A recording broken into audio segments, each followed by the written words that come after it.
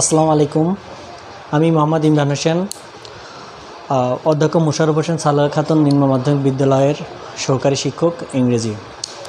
আমি আজ অষ্টম শ্রেণী ক্লাস নিব এবং টপিকস এখানে লেখাই রয়েছে। টপিকস হলো ন্যারেশন। সুপ্রিয় ছাত্রছাত্রীবৃন্দ, ন্যারেশন একটা খুবই মজার একটা টপিকস।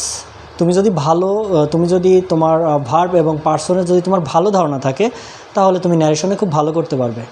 তো কথা না বাড়িয়ে চলো আমরা শুরু করি। ন্যারেশনটা আসলে আমরা করা শুরু করি।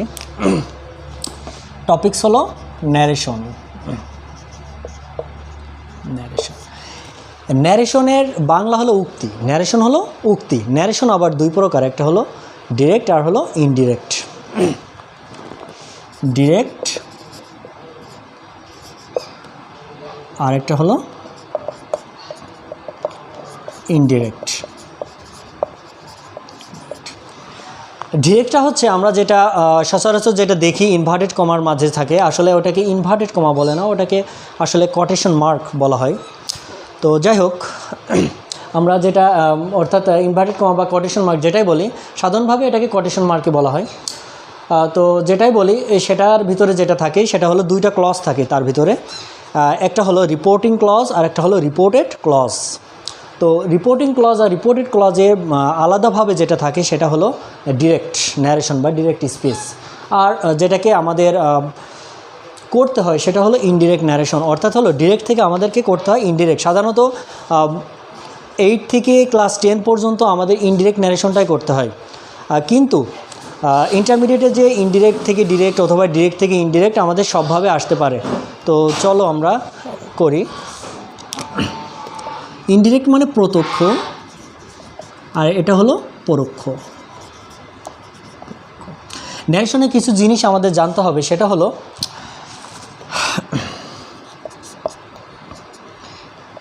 এটাকে বলা হয়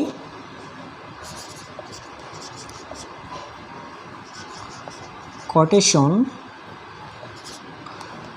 মার্কস। আর এটা হলো কোটেশন মার্ক। আরেকটা বিষয় হলো আরেকটা জিনিস আমাদের, আর দুইটা জিনিস আমাদের জানতে হবে, সেটা হলো রিপোর্টিং ক্লজ আর রিপোর্টেড ক্লজ। আসলে রিপোর্টিং ক্লজ আর রিপোর্টেড ক্লজটা যদি তুমি না বুঝতে পারো তাহলে তুমি ন্যারেশনটা তুমি ভালোভাবে বুঝতে পারবে না এবং তুমি সেটা করতে পারবে না। তো চলো আমরা রিপোর্টিং ক্লজ আর রিপোর্টেড ক্লজটা একটু জেনে নিই। আমরা একটা উদাহরণ লিখি। He said to me I am ill. খেয়াল করো, ন্যারেশন করতে গেলে তোমাদের দুইটা কাজ হবে। একটা হলো ন্যারেশন যদি আমরা করি তাহলে আমাদের capital letter and punctuation marks আমাদের একটা গ্রামার পার্ট রয়েছে, সেখানে তোমাদের এটা কাজে দিবে, তোমরা এটা করতে পারবে।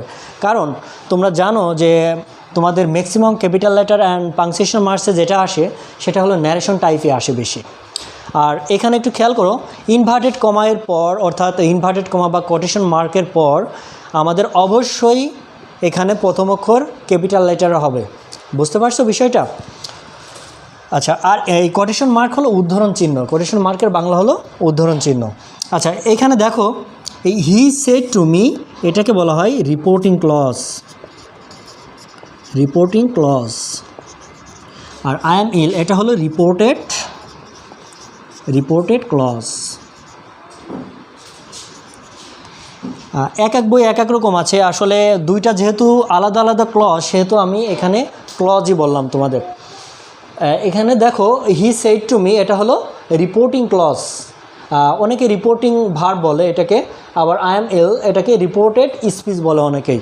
তো আমি সেটাই না যেয়ে আসলে ইংলিশ ভার্সন যে বইগুলোতে আছে সেখানে কিন্তু রিপোর্টিং ক্লজ আর রিপোর্টেড ক্লজ হিসাবে দেওয়া রয়েছে এখানে। আর সাধারণভাবে আমরা বুঝতে পারছি যে এটা একটা ক্লজ, এটাও একটা ক্লজ। আমরা জানি ক্লজের শর্ত হলো সাধারণত কমপক্ষে একটা ফাইনাইট ভার্ব থাকতে হবে সেখানে। ওকে, তো আমরা রিপোর্টিং ক্লজ এবং রিপোর্টেড ক্লজটা আমরা বুঝতে পারলাম। এখন তারপরে আমাদের কিছু জিনিস জানতে হবে। আসলে ন্যারেশনের পরিবর্তন মানেই ভার্বের পরিবর্তন আর পার্সনের পরিবর্তন। সাধারণত যেটা হয় সেটা হলো পার্সনের পরিবর্তন হয় আর হলো ভার্বের পরিবর্তন হয়। আচ্ছা, রিপোর্টিং ক্লজটি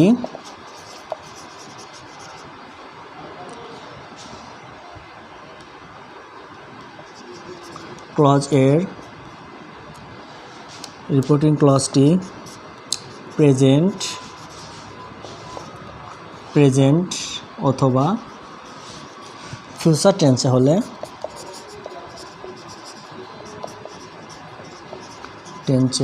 হলে রিপোর্টেড স্পিচের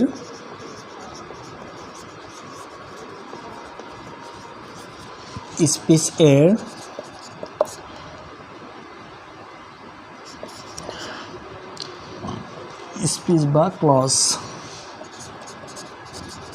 ক্লজের টেন্সের কোনো পরিবর্তন হবে না, খুব ভালো করে খেয়াল করো। রিপোর্টিং ক্লজটি যদি প্রেজেন্ট টেন্স অথবা ফিউচার টেন্সে হয় তাহলে রিপোর্টেড ক্লজ বা স্পিচের টেন্সের কোনো পরিবর্তন হবে না,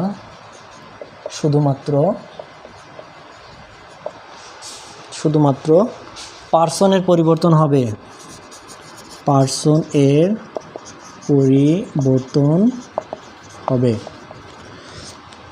অর্থাৎ যদি আমাদের রিপোর্টিং ক্লজটি আসলে মূলত বিভিন্ন বইয়ে লেখা রয়েছে এটা যে প্রেজেন্ট ইনডিফিনাইট অথবা প্রেজেন্ট পারফেক্ট টেন্স অথবা ফিউচার ইনডিফিনাইট হলে রিপোর্টেড স্পিচ বা ক্লজের কোনো পরিবর্তন হয় না, এটা দেওয়া রয়েছে। কিন্তু আমরা ওই ঝামেলায় না যে প্রেজেন্ট অথবা ফিউচার আমি একবারে লিখছি এটা যাতে তোমাদের বুঝতে সুবিধা হয়। তোমরা প্রেজেন্ট টেন্স চিনতে পারো, সাধারণত ভার্বের বেস ফর্ম বসে এবং সেখানে ভার্বের সাথে এস বাই এস হয়। আবার প্রেজেন্ট কন্টিনিউয়াস সাধারণত থাকে না রিপোর্টিং ক্লজে। ওকে, আচ্ছা, পার্সনের পরিবর্তন হবে। আমরা একটা উদাহরণ দেখি। He says to me I am reading a book. He says to me I am reading a book. এখন দেখো এখানে এটাকে কি বলা হচ্ছে? Reporting clause. দেখো তো এখানে রিপোর্টিং ক্লজে এই সেজ টু এটা সাবজেক্ট ভার্ব, সেজ ভার্বের কয় নম্বরে আছে? অবশ্যই ভার্বের বেস ফর্ম, তো সেক্ষেত্রে ভার্বের 1 নম্বর। আর বেস ফর্ম মানেই প্রেজেন্ট টেন্স আর প্রেজেন্ট ইনডিফিনাইট টেন্স, তো সেক্ষেত্রে আমরা এটাকে প্রেজেন্ট ইনডিফিনাইট ধরছি। যদি আমাদের রিপোর্টিং ক্লজটা আমাদের প্রেজেন্ট ইনডিফিনাইট হয় তাহলে রিপোর্টেড ক্লজের আমাদের এই ভার্বটার কোনো পরিবর্তন হবে না, শুধুমাত্র পার্সনের পরিবর্তন হবে। আমরা দেখি হি সেজ টু অথবা টেলস দিতে পারি আমরা, টেলস মি। এখন কথা হলো যে স্যার সেজ টু বা টেলস, এখানে সেজে টু বসছে কিন্তু টেলে টু বসছে না কেন? এর ভিতরে একটা পার্থক্য আছে, সেটা হলো টেলটা আসলে ট্রানজিটিভ ভার্ব। আমরা জানি যে ট্রানজিটিভ ভার্ব হলো সেটা যে ভার্বের অবজেক্ট ফর্ম রয়েছে, কিন্তু এখানে সেজের আসলে ইনট্রানজিটিভ ভার্ব যার অবজেক্ট ফর্ম নেই। অবজেক্ট ফর্ম নেই মানে তারপরে যে কিছু থাকবে না এমন কিছু নয়। আমাদের সমস্যা হলো যে আমরা মনে করি যে ভার্বের পরে যা থাকে তাই অবজেক্ট, এটা মারাত্মক আকারে ভুল। তো এই ভুল থেকে আমাদের বের হয়ে আসতে হবে। আমরা সংক্ষেপে একটা জিনিস জেনে নিই, সেটা হলো অবজেক্ট চেনার উপায় হলো ভার্বের কাছে কি বা কাকে, হোয়াট আর হোম দিয়ে প্রশ্ন করে আমরা যদি উত্তর পেয়ে যাই তাহলে অবভিয়াসলি সেটা অবজেক্ট। আর যদি কোথায় কখন কিভাবে এমন দ্বারা প্রশ্ন করি, যদি উত্তর আসে তাহলে অবশ্যই সেটা নয়, সেটা তোমার আর ট্রানজিটিভ ভার্ব নয়, সেটা ইনট্রানজিটিভ, সেটাকে অ্যাডভার্বিয়াল ক্লজ বলে, সেটাকে অ্যাডভার্বিয়াল ফ্রেজ বলে। আচ্ছা দেখি তাহলে says to tales me that, আমরা এটা এখনও শিখিনি। আই ফার্স্ট পারসন কর্তমুখী হি, এটা আমরা এখনও শিখিনি। এখন কথা হলো আমরা মূলত যেটার জন্য কাজ করছি এখানে অ্যাম। এখন অ্যামটা আমরা কি করব? অ্যাম হলো ভার্বের 1 নম্বর রয়েছে। আসলে আমরা যখন আরও সামনের দিকে যাব তখন কিন্তু আমরা এই অ্যামের জায়গায় আমরা ওয়াজ বা ওয়ার আমরা ব্যবহার করতে পারি। তো সেক্ষেত্রে আমরা হয়তো তখন তোমাদের মানে কনফিউশনটা তৈরি হবে জাস্ট তখন। তো সেক্ষেত্রে এখানে আমাদের ভার্বের কোনো পরিবর্তন হবে না, শুধুমাত্র টেন্সের পরিবর্তন হবে। এখন কথা হলো স্যার তাহলে অ্যাম রয়েছে, তাহলে ইজ দিলেন কেন?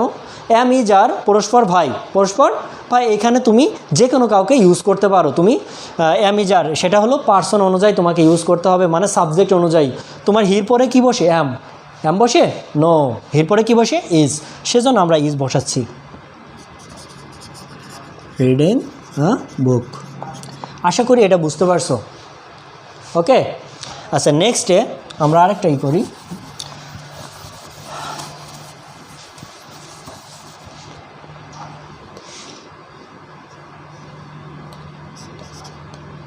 রিপোর্টেড ক্লজটি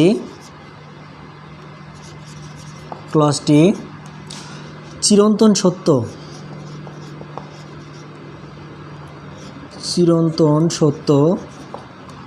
অভ্যাসগত সত্য,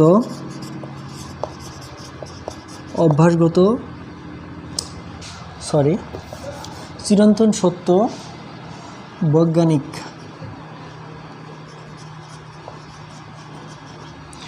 বৈজ্ঞানিক সত্য হলে রিপোর্টিং ক্লজের ভার্বের কোনো পরিবর্তন হয় না। রিপোর্টিং ক্লজ এর টেন্সের কোনো পরিবর্তন হয় না। টেন্স এর কোনো পরিবর্তন হয় না। আচ্ছা এটা দেখো, রিপোর্টেড ক্লজটি যদি চিরন্তন সত্য, বৈজ্ঞানিক সত্য, অভ্যাসগত সত্য, যাই হোক, যদি এটা বোঝাই তাহলে রিপোর্টেড ক্লজ হবে। রিপোর্টেড ক্লজের টেন্সের কোনো পরিবর্তন হবে না। তার মানে যদি আমাদের চিরন্তন সত্য, অভ্যাসগত সত্য, আমরা উদাহরণ দিলেই বুঝতে পারবো। দেখো একটা উদাহরণ,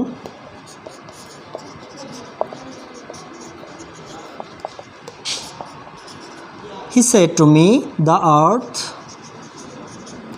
moves round the sun. ভালো করে দেখো যে he said to me the earth moves round the sun. Normally আমাদের এটা পরিবর্তন হওয়ার কথা ছিল, কারণ যেহেতু এখানে এটা আর প্রেজেন্ট আর ফিউচার নেই, তাই না? কিন্তু সেক্ষেত্রে আমাদের পরিবর্তনটা কেন হচ্ছে না সেটা একটু খেয়াল করো। এখানে আমাদের দেখো the earth moves round the সান, পৃথিবী সূর্যের চারপাশে ঘোরে, তাই না? তো পৃথিবী সূর্যের চারপাশে ঘোরে, এটা অবশ্যই কি সত্য কথা। তো সেজন্য চিরন্তন সত্য, এটা ততদিন পর্যন্ত ঘুরবে যতদিন পৃথিবীর অস্তিত্ব থাকবে, তাই না?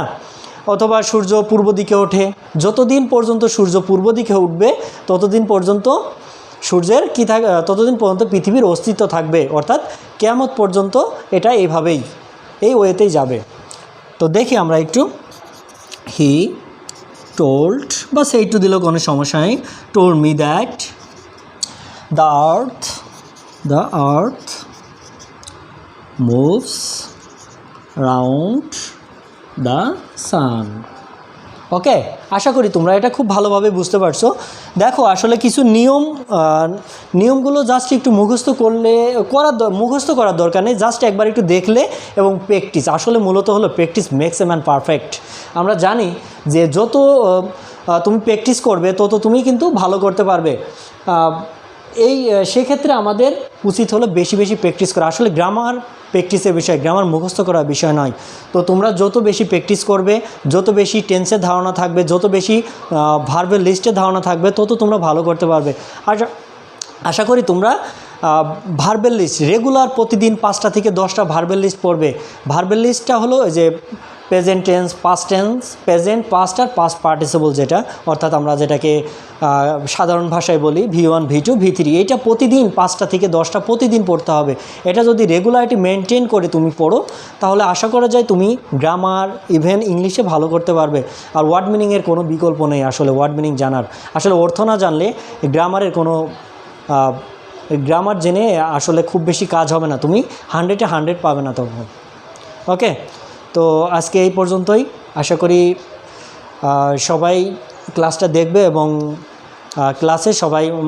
ক্লাসটা দেখে তোমাদের একটু যদি উপকার হয় তাহলে সেটা আমার জন্য আমার সার্থকতা সেখানে। তো আজকের মতো আল্লাহ হাফেজ, ভালো থেকো সবাই, আসসালামু আলাইকুম।